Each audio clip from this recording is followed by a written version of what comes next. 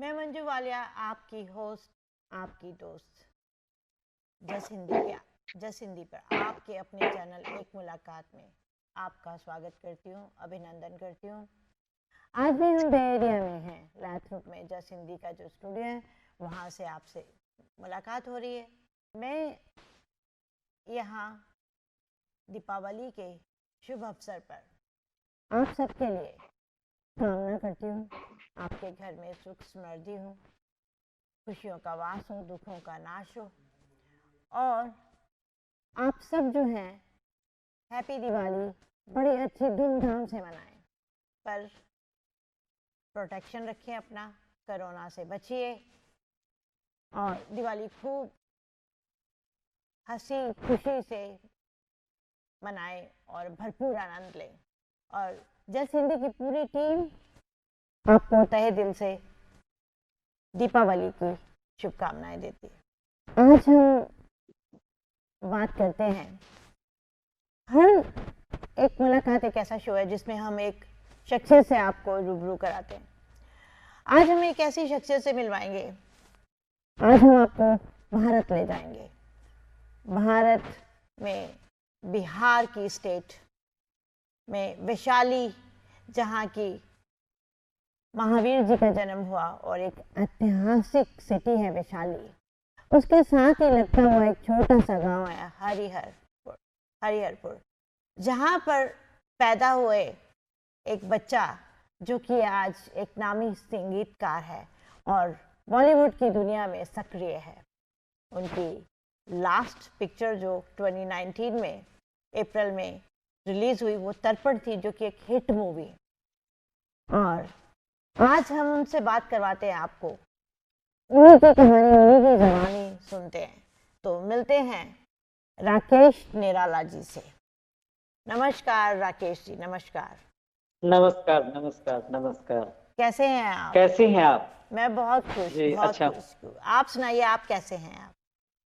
जी मैं भी बहुत अच्छा हूँ। और आपके गांव में दिवाली की तैयारी कैसे चल रही है? बहुत अच्छी तैयारी चल रही है। यहाँ बहुत जोर शोर से लोग दिवाली मना रहे हैं, बच्चों में उत्साह है जी। आप जी पटाखे फोड़ने की। और जी, आपसे हम गुजारिश करते हैं आज कि आप अपने बारे में हमें कुछ और हमारे दर्शकों को बताइए। मैं अपने बारे में बताने से पहले जी। मैं आपका धन्यवाद करना चाहता हूँ मंजू वालिया जी। शुक्रिया। और मैं उन तमाम जो विश्व के अलग अलग देशों में हमारे हिंदी भाषी हैं, जी। जो हमें देख पा रहे हैं, जो हमें सुन पा रहे हैं, उन सब लोगों को मैं दिवाली की शुभकामनाएं देना चाहता हूं और धन्यवाद देना चाहता हूं। जस हिंदी आपने बहुत अच्छा चैनल शुरू किया है, मैंने देखे हैं आपके कार्यक्रम और मुझे आपने बुलाया, इसके लिए मैं आपका आभार प्रकट करता हूं जस हिंदी का। और मुझे ऐसा लग रहा है कि मैं काफी एनर्जी से भर गया हूँ, काफी जोश से भर गया हूँ आपके आपकी अदायगी से। शुक्रिया। शुक्रिया आपका बहुत बहुत। और ये जस हिंदी, जस पंजाबी शुरू हुआ था 14-15 साल पहले। हमारे जो ऑनर है पैनी संधू जी, और इसके पीछे काम करने वाले जितने भी फोटोग्राफर हैं, वीडियोग्राफर हैं और जो साथ में जुड़े हुए हैं, ये उनकी मेहनत का सदका है कि हम लोग यहाँ तक पहुँचे हैं। और जस हिंदी 3 साल पुराना है पर इस टाइम बहुत लोकप्रिय है। और जैसा कि आपने कहा, हम भी और हमारी पूरी टीम तहे दिल से आपका शुक्रिया करती है। तो अब आप हमें बताइए अपने बारे में राकेश जी। जी मैं वैशाली में हरिहरपुर पैदा हुआ, जैसा आपने बताया जी दर्शकों को। जी। तो वैशाली भगवान महावीर की नगरी है, जहाँ और हमारे वैशाली में पहली बार राजतंत्र था पूरे विश्व में। और हमारी धरती ने, वैशाली ने पहली बार प्रजातंत्र की शुरुआत की थी, ये बहुत कम लोग जानते हैं।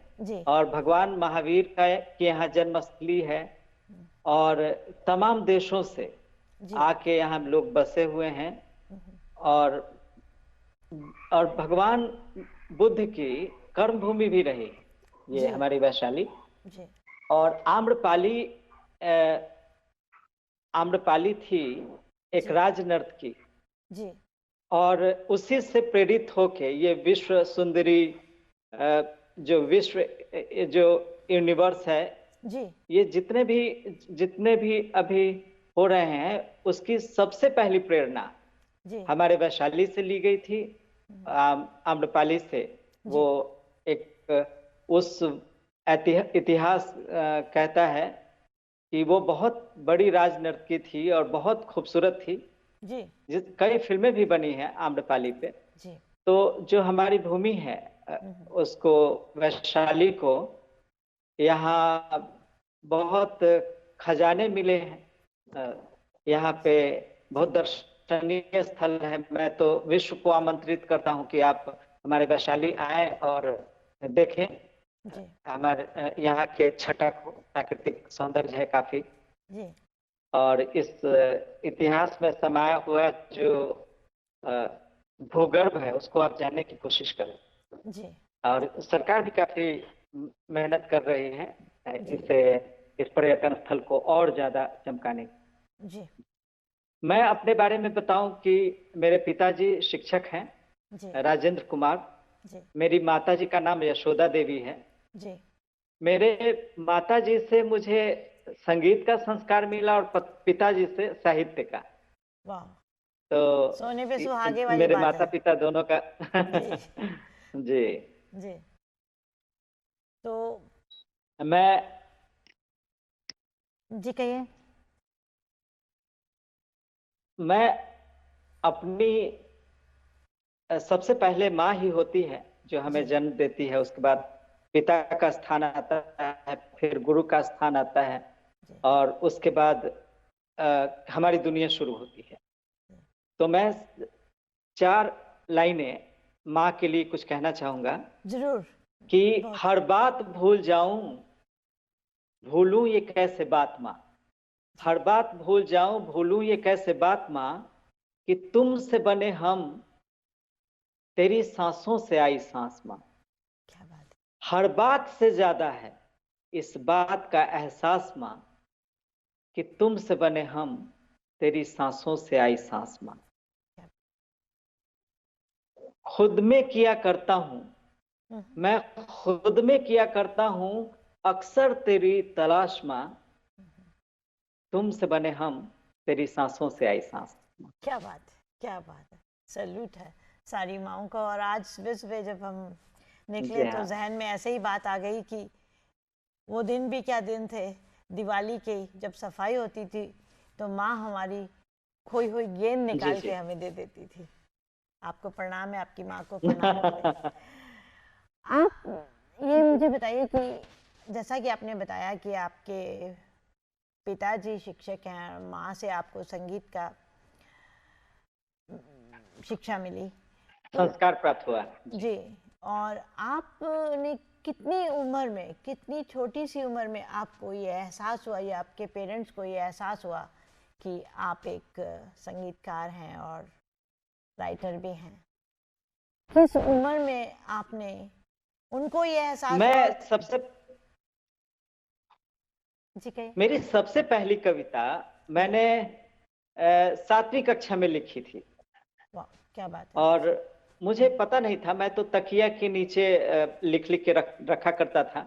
जी और मैं सुख दुख एक सुमित्रा नंदन पंत जी की जी कविता मैं पढ़ रहा था अपने कोर्स बुक में।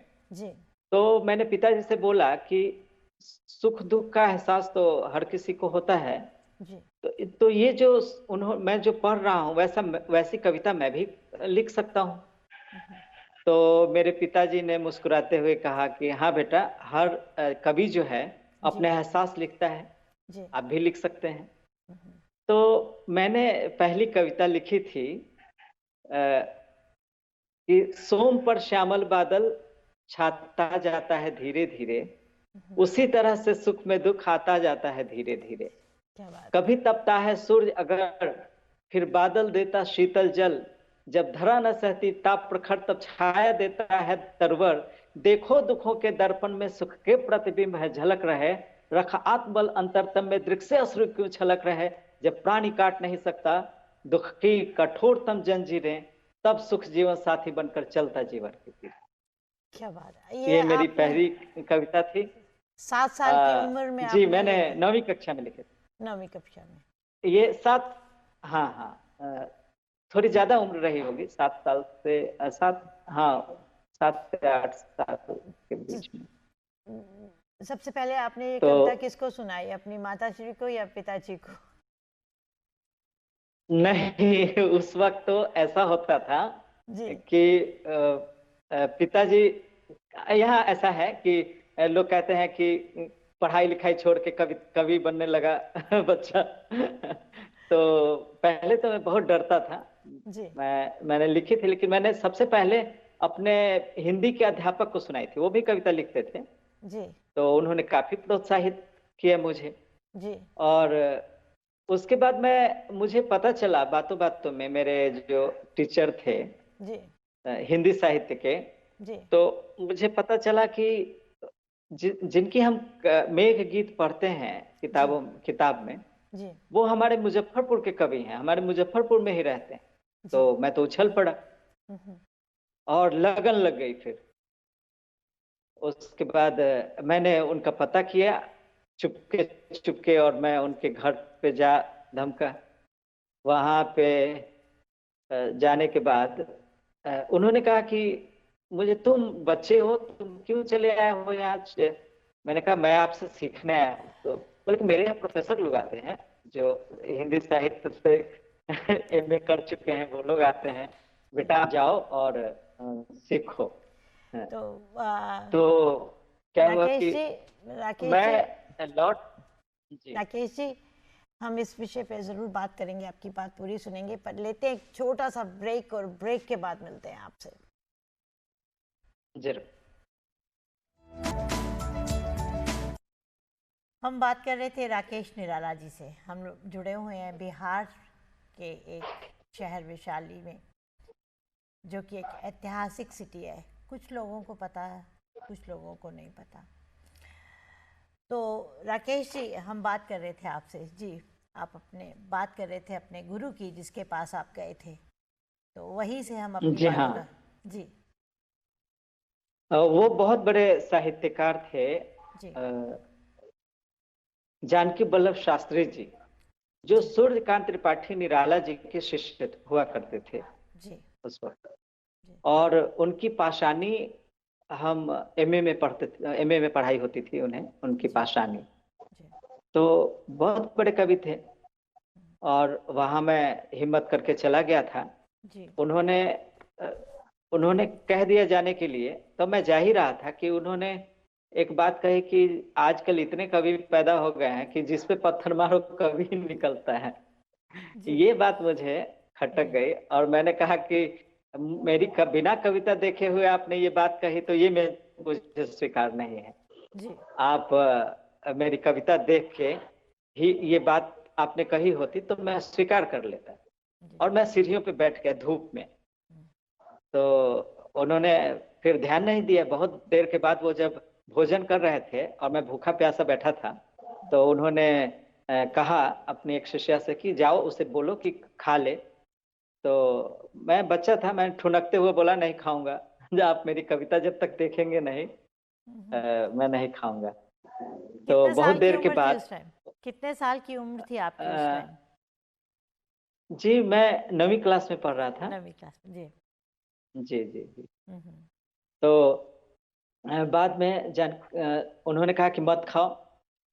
फिर से उनको दया आई, फिर उनको और अंदर नहीं जा रहा था, उनके कवि हृदय थे। हम्म तो उन्होंने फिर से कहा कि उसको बोलो। मैंने शर्त रखी थी कि जब आप मेरी कविता देखेंगे और उसके बाद जो कहना है आप मुझे कहें। मेरी कविता, एक भी कविता आप देख के मुझे कहें।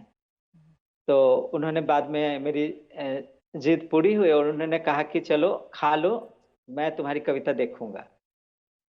तो मैंने खाया। उसके बाद हाथ भी ठीक से नहीं धोया था, और मैं कविता लेके बैठ गया। उन्होंने कहा कि तुम बहुत उतावले हो।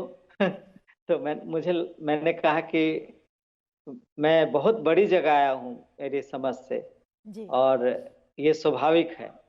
मैं पहली बार आया हूँ और पहली बार इतने महान साहित्यकार के दर्शन हुए हैं। तो उन्होंने उन्होंने कहा कि अच्छा, तुम्हारी एक कविता ही देखूंगा, तुम्हारी जो सबसे अच्छी कविता है वो मुझे सुना दो, दिखा दो। तो मैंने कहा कि मेरे लिए तो सारी कविताएं अच्छी है, और मैंने ऐसे पन्ना पलट दिया। तो उसमें एक कविता थी कि भावुक मन में दीप जलाने वाला यहाँ न कोई, जी। भावुक मन में दीप जलाने वाला यहाँ न कोई, कभी दुनिया को देता अपने भावों की शक्ति, पर सहर्ष स्वीकार नहीं जग को उसकी अभिव्यक्ति, उसके दिल का दर्द समझने वाला यहाँ न कोई। तो मैंने की लिखा था, दिल की दर्द। उन्होंने कहा बेटा दिल की नहीं, दिल पुलिंग होता है, दिल का होता है। तो उन्होंने सुधार किया और उठे वहां से, और वो सीधे सरस्वती माँ के पास चले गए, और उनके आंख में आंसू थे। और उन्होंने कहा कि मुझे विद्वता का बाद में आके कहा कि मुझे विद्वता का घमंड हुआ आया था माँ, मुझे क्षमा करो कि मैं ही जब नहीं एक बच्चे को समझ पा रहा हूँ तो दुनिया क्या समझेगी। और उन्होंने फिर कई कविताएं देखी, और उन्होंने कहा कि पहली बार ऐसा होगा कि किसी बच्चे की कविता मेरे बेला पत्रिका में छपेगी जो पूरा भारतवर्ष पढ़ेगा। जी। तो उन्होंने मेरी कविता देखी थी जो मैंने सुनाई अभी पहले, और सुख दुख। और एक और कविता थी कि जिसने न कभी गम झेला हो वह दर्द समझना क्या जाने, जिसने न कभी गम झेला हो वह दर्द समझना क्या जाने, जिसने न कभी ठोकर खाई वह क्यों न चलेगा मन माने, जिसने सब दिन कांटा बोया वह फूल की खुशबू क्या जाने, दे दिया दर्द औरों को जो प्यार जताना क्या जाने। क्या बात। इस दुनिया में सब अपने हैं, लगते कभी सब बेगाने, मन की आंखें हो ही नहीं और तब अपने को क्या पहचाने। बहुत खूब। तो उन्होंने कहा कि खुद को पहचानने वाली बात है, तुम अभी से फिलॉसफी कर रहे हो। और बहुत प्रभावित हुआ, और मेरी कविता उन्होंने कहा कि फिर तुम आ जाना, एक कवि सम्मेलन होने जा रहा है और तुम्हें सीखने का मौका मिला। और 4-5 दिन बाद ही सूर्यकांत त्रिपाठी निराला जी का जन्मदिन था, और उस पे कवि सम्मेलन रखा गया था। मैं पीछे बैठा हुआ था सबसे, कवि सम्मेलन खत्म हुआ और अचानक से उनकी नजर पड़ी, और उनको भान हुआ कि भाई मुझे उन्होंने बुलाया हुआ है। उन्होंने कहा कि एक छोटा सा बच्चा है, आप इसको सुनो। और सब लोग लगभग खत्म हो चुका था पूरा जलसा, लेकिन फिर सब लोग बैठे। एक बुजुर्ग थे, उन्होंने कहा, मेरे अंदर तेवर बहुत था शुरू से ही। उन्होंने कहा कि छोटा बच्चा है, इसकी कविता क्या, धोती झाड़ते हुए उन्होंने कहा कि छोटे बच्चा है, उसकी क्या कविता सुननी, इतना बड़े बड़े कवि लोगों को तो सुन चुके हैं हम लोग। तो मैं उन्हीं पे नजर गड़ाए हुए स्टेज की तरफ बढ़ रहा था बहुत गुस्से में, और जाके माइक पकड़ा, और हमने कहा कि शक भरी निगाह मुझ पे यूं न डालिए, वाह। शक भरी निगाह मुझ पे यूं न डालिए, खंजर दिया है, माइक को खंजर कह रहा था मैं, कि खंजर दिया है हाथ में तो दिल संभालिए, साथ देकर साथ दे दे दी है तस्वीर तो इंसानियत ने खींचकर, दे दी है तस्वीर तो इंसानियत ने खींचकर, धुंधली या साफ है तो आप जानिए, शक भरी निगाह मुझ पे यूं न डालिए। क्या बात। और उनको पता चला कि मैं, तो मुझसे पूछा कि क्या बात है, तुम उन पे नाराज क्यों हो। तो मैंने बताया कि इस तरह से कमेंट किया है उन्होंने, और फिर सब मेरे बचपन पे हंसे सारे लोग। और उसके बाद पहली में कविता कौन सी सुनाई फिर आपने स्टेज पर? जी वही यही सुख दुख जो उन्होंने कहा था। हाँ। हाँ, और उन जो मैंने कहा था अभी जो सुनाया, जी। जिसने न कभी गम झेला हो। जी। और उन्होंने फिर निराला मुझे दिया, तखल्लुस आपको उपनाम। निराला जो है उसी दिन आपको जी छोटी उसी उम्र दिन मिला में था मुझे। आपको हाँ गुरु जी। जी ने दिया, तो तभी से आप राकेश निराला जी लिखते हैं। जी हाँ, जी हाँ।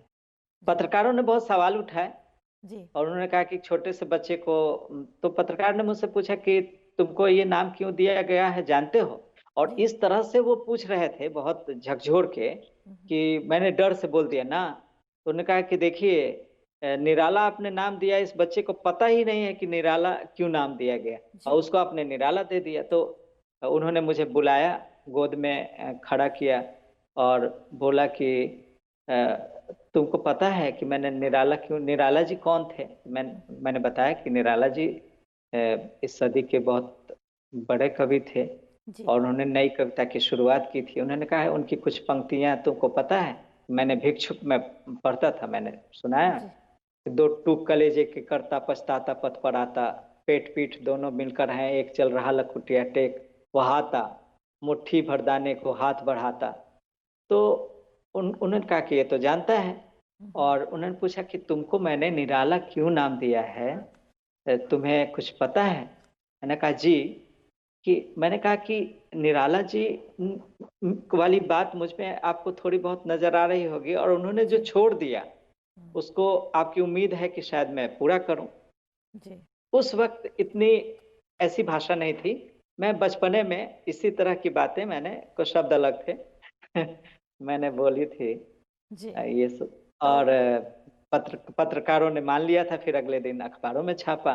जी। और तब से उन्होंने कहा था कि जब तक बेटा, जब तक तुम्हारी उम्र है, मेरे इस आशीर्वाद को अपने नाम के साथ रखना।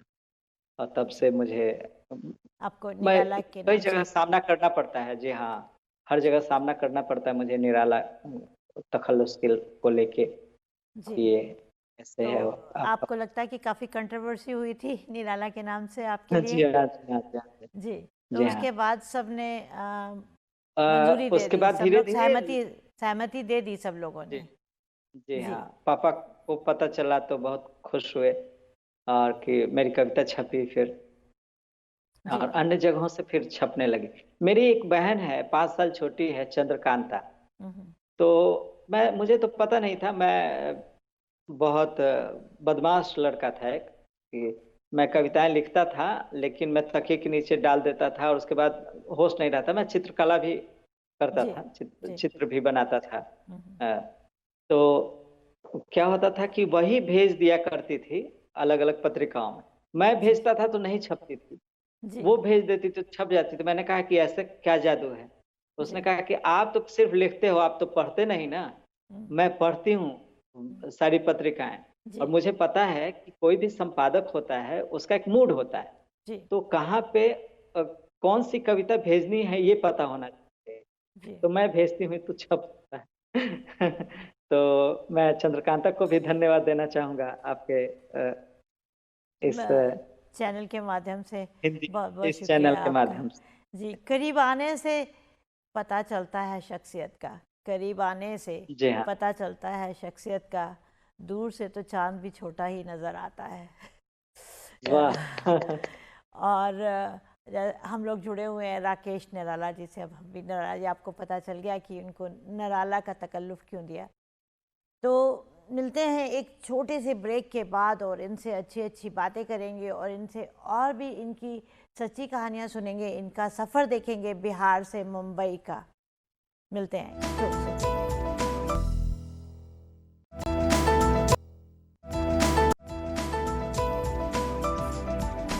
ब्रेक के बाद फिर आपका स्वागत है। जैसा कि आप देख रहे हैं, हम जुड़े हुए हैं बिहार से,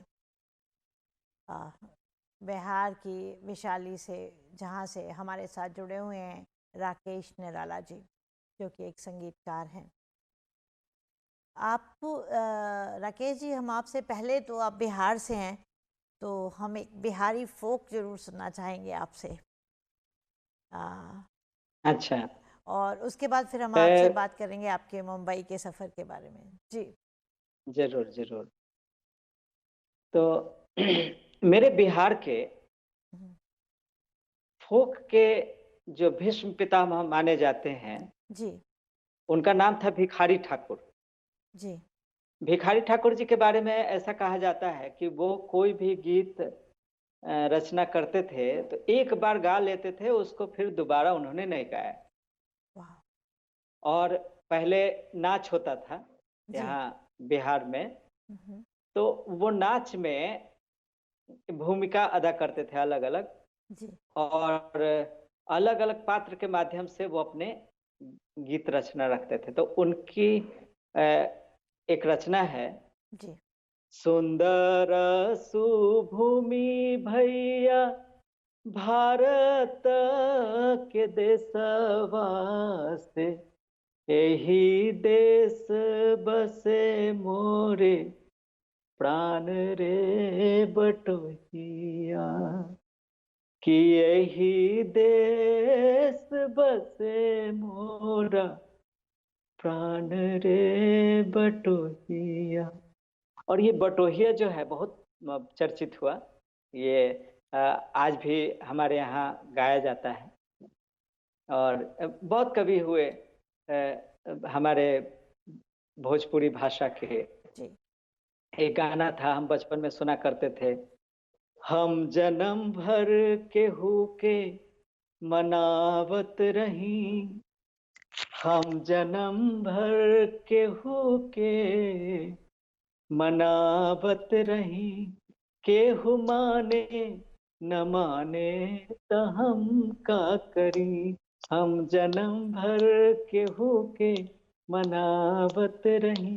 एक फोक है हमारा, साँझ बोल चिरई सवेरे बोले मोरबा कोरबा छोड़ दबल मुँह। एक बहुत मीठा सा प्यार है, जी एक पति पत्नी या जीवन संगिनी के साथ पति का।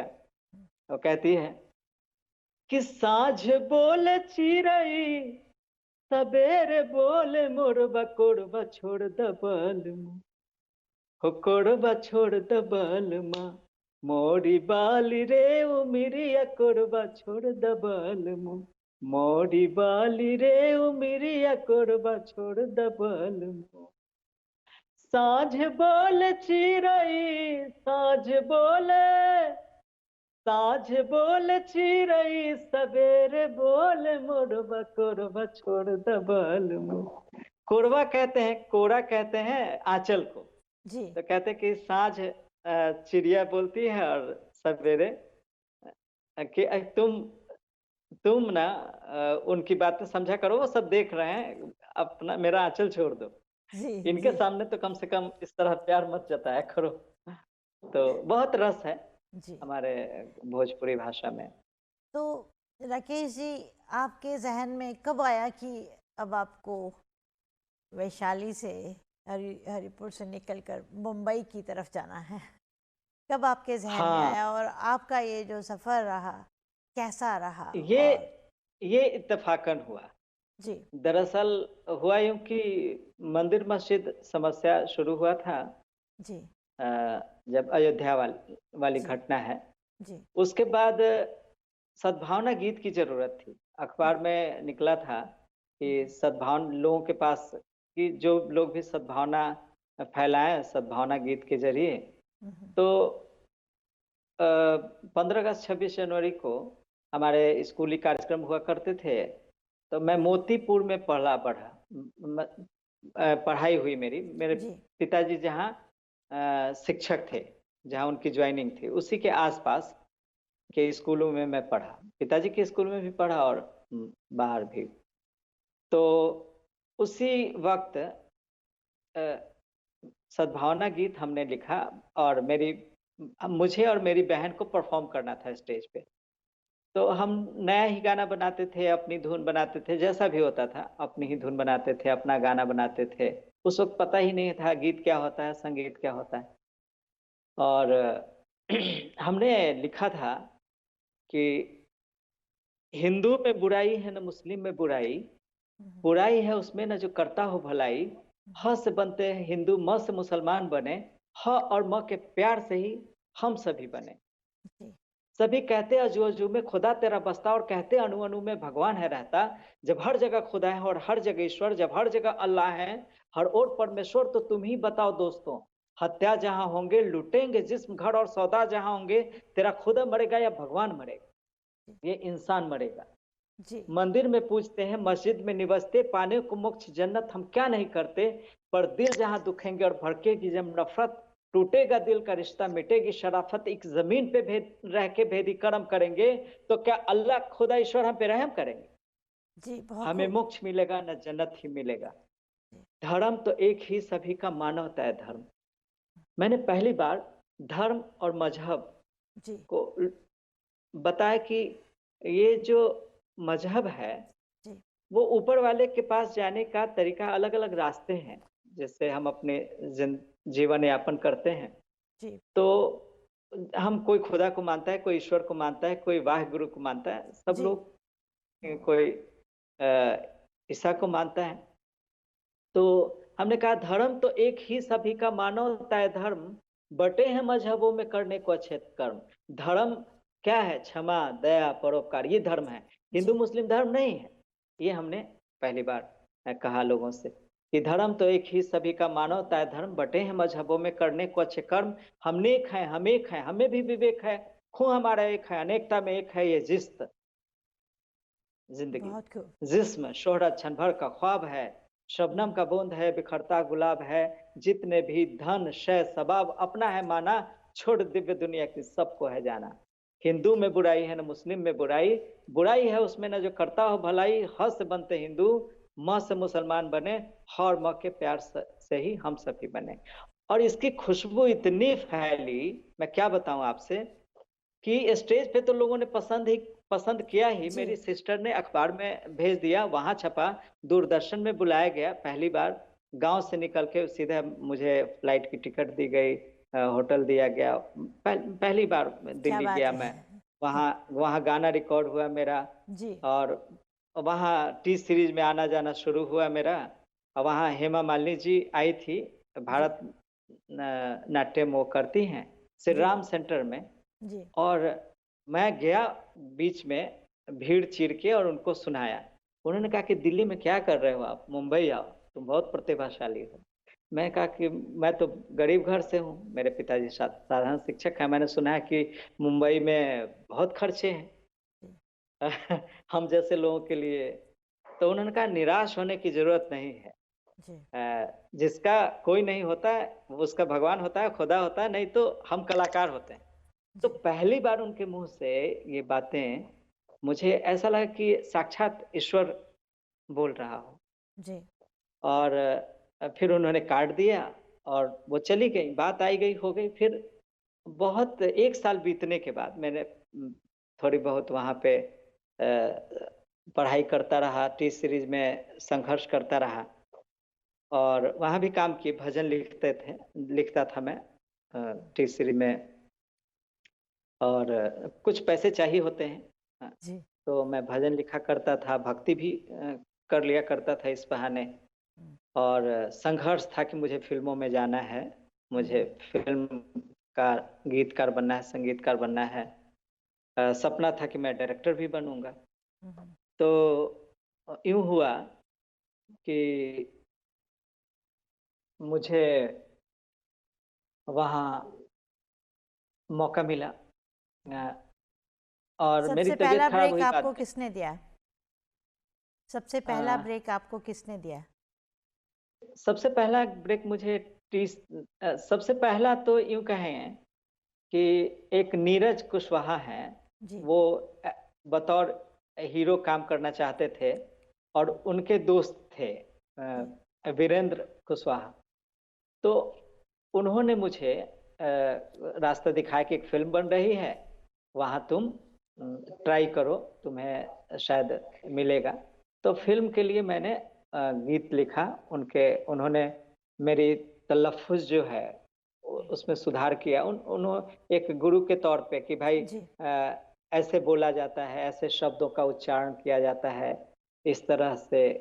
तो मैं ठेठ बिहारी हिंदी बोलता था, आज भी शायद टोन आता है मुझे। सबका पंजाबी लोग का पंजाबी टोन आता है, हमें कोई शर्म नहीं है। तो उस वक्त तो काफी था, टोन था हमारा। जी। और सबसे पहले एक गीत हमने गाया था, लिखा था उस फिल्म में।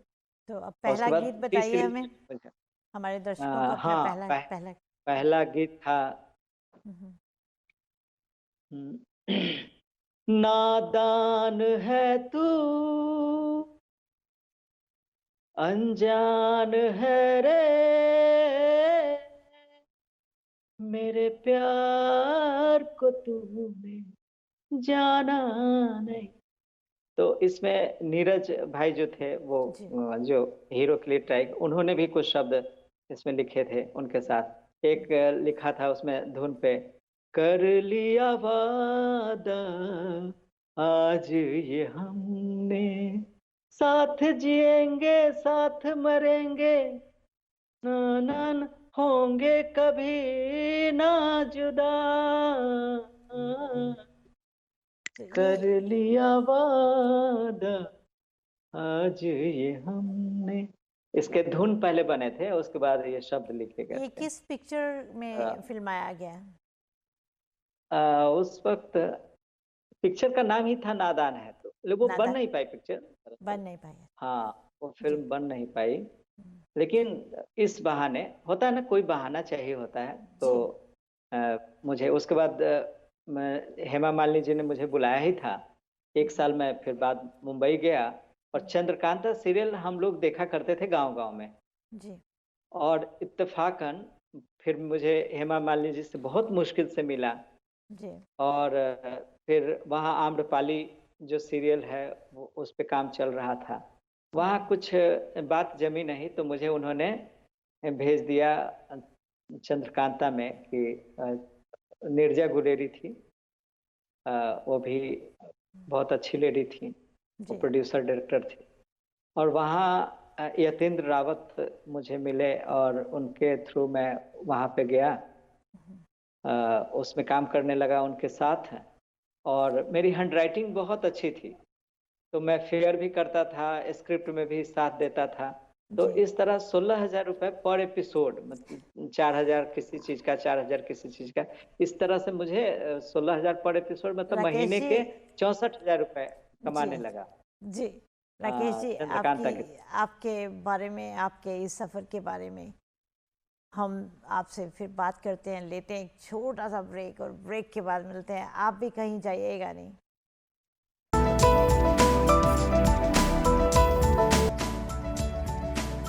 ब्रेक के बाद फिर आपका स्वागत है। जैसा कि आप देख रहे हैं, हम जुड़े हुए हैं राकेश निराला जी से। तो राकेश निराला जी, आपने अपनी सैलरी के बारे में बताया कि आपको इतने एपिसोड में आपका जी, फिल्मी सफ़र कैसा रहा? बहुत अभी भी अच्छा चल रहा। रहा है, मतलब वहीं कैस? से जी हाँ, वहाँ मैं असिस्टेंट के तौर पे काम करने लगा, तो जी वहाँ कमलेश्वर थे जो अ, अ, वो दूरदर्शन में भी थे, जी और बहुत बड़े कवि हैं, सॉरी लेखक हैं। वो जी फिल्में उन्होंने लिखी है, कितने पाकिस्तान के लिए उन्हें पुरस्कृत किया गया है। जी और बहुत सारी उनकी उनकी लगभग सैकड़ों फिल्में उन्होंने लिखी हैं, और सब हिट हैं। उनसे मुझे स्क्रिप्ट राइटिंग के बारे में जानकारी हुई, जी उन्होंने गीत राइटिंग के बारे में भी बताया। जी और वहीं से हम फिर मुझे, मेरे अंदर कसक थी कि मैं तो लिख करने आया हूँ कुछ, और जी यहाँ संघर्ष करने लगा हूँ, रास्ता ढूंढ रहा था। तभी एक पिया बसंती एल्बम की शुरुआत हुई थी सोनी म्यूजिक के साथ में। संदेश सांडिलैक म्यूजिक कंपोजर हैं, उनसे जुड़ा हुआ था।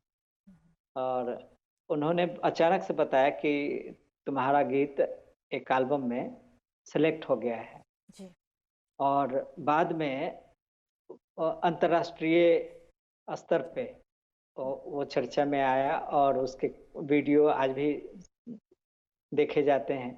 तो पार्ट 2 था, उसमें मेरा गीत, तेरी ये सुरमई आंखें पनाहों में बुलाती हैं, कहीं से मैं गुजरता हूँ यहीं तक खींच लाती हैं। क्या बात है। तेरे होठों से गीतों का कि जब सावन बरसता है, जिया में हौले हौले से प्यार का सुर जन्मता है, ये रुत एहसास में मेरे कहीं नरमी जगाती है, कहीं से मैं गुजरता हूँ यहीं तक खींच लाती है। बहुत खूब। अ, वैसे मंजू जी बताओ, मैं काफी रोमांटिक हूँ, चेहरे से लगता हूँ कि नहीं पता नहीं लेकिन मैंने जी जितनी भी, ज्यादातर मैंने जी आंखों पे रचनाएं की हैं। जी हमारे संगीतकार जो थे वो कहते थे कि तुम्हारी आंखों, मेरी भोजपुरी की भी एक रचना है आंखों पे हिट हुई है, जी कारी अखिया से कह देलू जादूगरी, दिल भइल बा बेकाबू तो हम का करी। जी तो आंखों पे ही पहला गाना उसमें भी हिट हुआ था। पिया बसंती रे काहे सताया जा, उस फिल्म का पॉपुलर गाना था एक।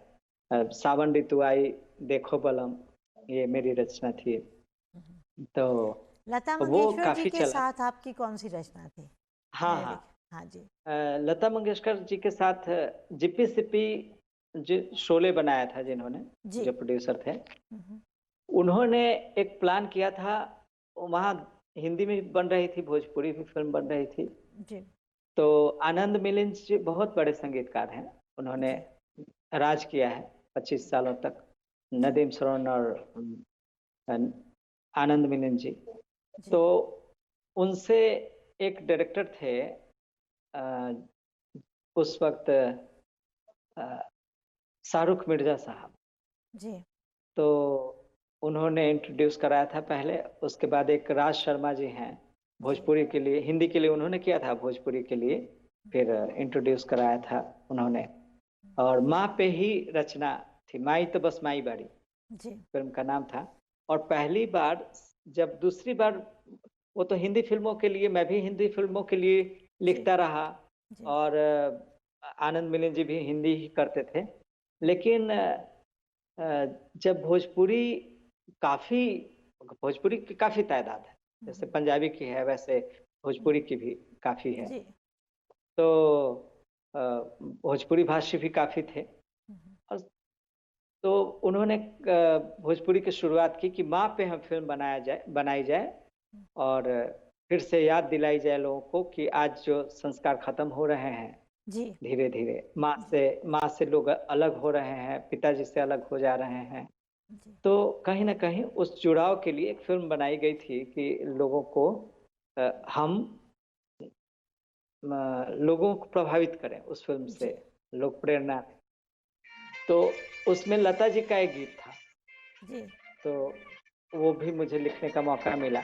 जी हमारे चित्रगुप्त जी, जो डायरेक्ट पहले के संगीतकार थे भोजपुरी के, जी तो वो आनंद मिलिंद जी के पिताजी थे। जी आनंद मिलिंद जी के पिताजी थे संगीतकार। जी तो वो भोजपुरी संगीत दिया करते थे पहले।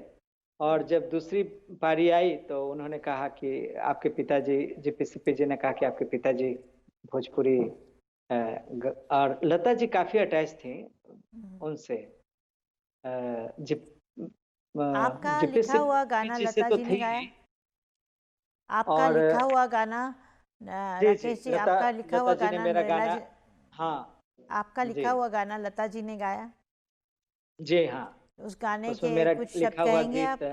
कुछ कहेंगे उसके बारे में, हाँ। गाने में कि क्या बोल थे उस वो गाने के? वो वो गीत ना, भोजपुरी जो कलेक्शन है, हिट कलेक्शन, जी उसमें भी वो गीत शामिल हुआ।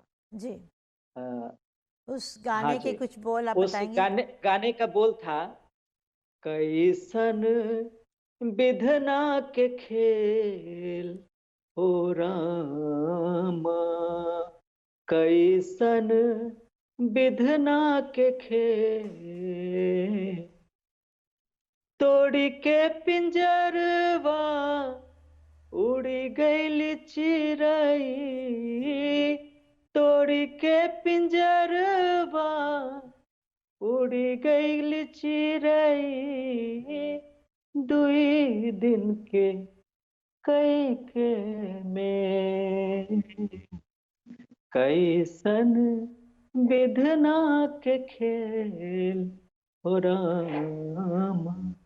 पहले इसका धुन कंपोज किया गया था, उसके बाद मैंने शब्द लिखे थे। और मैं आभार प्रकट करता हूँ आनंद मिलिंद जी का और लता जी का, कि उनके साथ काम करने का उन्होंने मौका दिया हमें, जीपीसीपी प्रोडक्शन का, और तमाम उन आपकी सारे प्रोड्यूसर्स जी, का। आपकी एक पिक्चर पिछले साल आई थी अप्रैल में, तर्पण। हाँ जी। जी जी, नीलम आप सिंह उसके डायरेक्टर जी थी। आप उसके वो काफ़ी हिट फिल्म थी, आप उसके बारे में कुछ कहना काफी चाहेंगे? उस फिल्म का जो सब्जेक्ट था जी वो हीरो था। जी एक उसके राइटर हैं जिन्होंने वो फिल्म पहले उपन्यास हिट उन्होंने लिखी थी, जी और वो हिट हो गई थी। उसके बाद में जो डायरेक्टर हैं नीलम सिंह जी, उनके नज़र में वो स्क्रिप्ट आया और जातिवाद पे है कि यहाँ जो है ना, गांव गांव में जी जातीय समस्या हर जगह है, जी बड़े छोटे का। तो वो सद्भावना वाली फिल्म थी। उसमें गांव की सच्चाई दिखाई गई थी कि गांव जी में किस किस तरह से तर्पण का अर्थ होता है जब हम अ, मरते हैं और अस्थि कलश जो विसर्जित किया जाता है, जी और हमारे यहाँ गया जाते हैं लोग तर्पण करने जी कि मोक्ष के लिए। जी तो उसका तर्पण का भाव ये था कि एक छोटे कास्ट का अ, एक आदमी है जी जो बहुत टकराता है, बहुत सहता है लोगों का। जी उसके बाद फिर वो अपने आप को स्थापित करता है समाज में किस किस तरह से। जी वो कहानी है जी और बहुत मार्मिक कहानी थी और उस काफी लोगों ने पसंद किया। एक जी उन्हीं की पुस्तक फिल्म आने वाली है, जी तो वो भी बहुत दिलचस्प कहानी है, बच्चे की फिल्म है पुस्तक। जी नमन करो एक गाना है मेरा उसमें, जी वो आएगा तो मुझे लगता है कि काफी उम्मीद है उस जी गीत से। जी मात जी। और आपके जो प्रेरणा के स्रोत हैं, हर एक की ज़िंदगी में कोई ना कोई रोल मॉडल होता है। आपकी ज़िंदगी में कौन है आपके रोल मॉडल? सबसे पहले तो मेरे पिताजी हैं, जी अ, मेरी माँ हैं, जी गुलजार साहब हैं, मजरूह सुल्तानपुरी जी हैं, जी अ, रामधारी सिंह दिनकर जी हैं, जी जिनकी मैंने कविताएं पढ़ी। गोपाल सिंह नेपाली हैं, सुमित्रा नंदन पंत हैं, कितने नाम गिनाऊं। वैसे फिल्मों के गीत के लिए, और मैं बताऊं कि मेरे फिल्मी सफर में मैं कंवारा था जब हुआ था, उसके बाद मेरी शादी हो गई। जी तो मेरी पत्नी सुनीता निराला हैं, उनका काफी योगदान है आज भी, और मेरे साथ ही हैं जी जरा। जी आप चेहरा आपका दिखा दीजिए जी इधर। जी बहुत शुक्रिया आपका राकेश जी। आपने अपना बहुत कीमती वक्त हमें दिया और हम आज आप जस हिंदी के चैनल के माध्यम से हम आपसे जुड़े, आपकी पत्नी से भी जुड़े। नमस्कार। और हम बस इतना कहना चाहते हैं कि एक आप एक रिकॉर्डिस्ट है यहाँ पे जी और गीतकार भी हैं, कहाँ गए? जी जी मैं आपसे अब हमें रीडिंग विदा करूँ लेने थोड़ा। का समय आ चुका है राकेश नराला जी, और हम आपके इन्होंने शुक्रगुजार मेरा हैं काफी। कि जी, आपने अपना कीमती वक्त आप हमें अपना दिया। परिचय दीजिए। और इसके साथ जी ही नमस्कार। नमस्कार। नमस्कार जी। मैं तो सुमित सागर मुजफ्फरपुर मोतीपुर बिहार से जी सर के जरिए आप लोगों से बात करने की बहुत अनुमति बहुत भी मिली, और सबसे पहले मैं सर को धन्यवाद करना चाहता हूं, और आपके टीम के साथ आपके और आपके देशवासी को सभी को दिवाली की हार्दिक हार्दिक बधाई। जी बहुत बहुत शुक्रिया आपका, बहुत शुक्रिया आपका, बहुत शुक्रिया। तो अब हम आपसे विदा लेते हैं, समय के पाबंद हैं और समय किसी का नहीं, बहुत जो अच्छा भी लगा, बहुत अच्छा लगा। आप जाने से जाते। पहले मैं चार लाइन जरूर। इरशाद। देशभक्ति के इरशाद। कहना चाहता हूँ कि मैं वक्त के क्षण क्षण से लिखता माँ भारती, जी देश को समर्पित है जी कि मैं वक्त के क्षण क्षण से लिखता माँ भारती, मैं हुनर से तन मन से लिखता माँ भारती, खेतों में झूमते आसमां छूते अक्षर से, बहुत खूब। खेतों में झूमते आसमां छूते अक्षर से, मैं स्वेद के कण कण से लिखता माँ भारती, न्योछावर में वंदे मातरम लहराता, बहुत खूब। न्योछावर में वंदे मातरम लहराता, मैं हृदय के कण कण से लिखता माँ भारती, मैं वक्त के क्षण क्षण से लिखता माँ भारती। मंजू जी, आपको मेरा प्रणाम। आपसे नमस्कार। जितने भी तकनीकी टीम है, सब लोगों को मेरा प्रणाम, और जितने भी दर्शक हैं, श्रोता हैं, जो मुझे देश में और विदेशों में देख सुन पा रहे हैं, उन सबको मेरा धन्यवाद। शुक्रिया। दिवाली की शुभकामनाएं। या जैसे कि हम जुड़े हुए थे राकेश निराला जी से और समय के हम पाबंद हैं, आपसे विदा लेने का समय आ गया है। दिवाली की बहुत बहुत शुभकामनाएं। बहुत ही प्यार से, शांति से आप अपना दिवाली का त्यौहार मनाएं। और हम उन 2 दिन पहले वेटरन्स डे निकल कर गया है और उन जवानों के लिए भी हम कहते हैं कि जो घर से बाहर हैं और सरहद पर हैं और जिनकी घर वाले उनका इंतज़ार कर रहे हैं और वो उनसे कहते हैं कि उनके इंतज़ार में दिए जला रहे हैं। तो हैप्पी दिवाली आप सबके लिए। आपसे विदा लेते हैं। शब खैर, खुदा हाफिज़। अगले हफ्ते फिर मिलेंगे। आपकी दोस्त, आपकी होस्ट मंजू वालिया दीपावली की शुभकामनाओं के साथ आपसे विदा लेती है।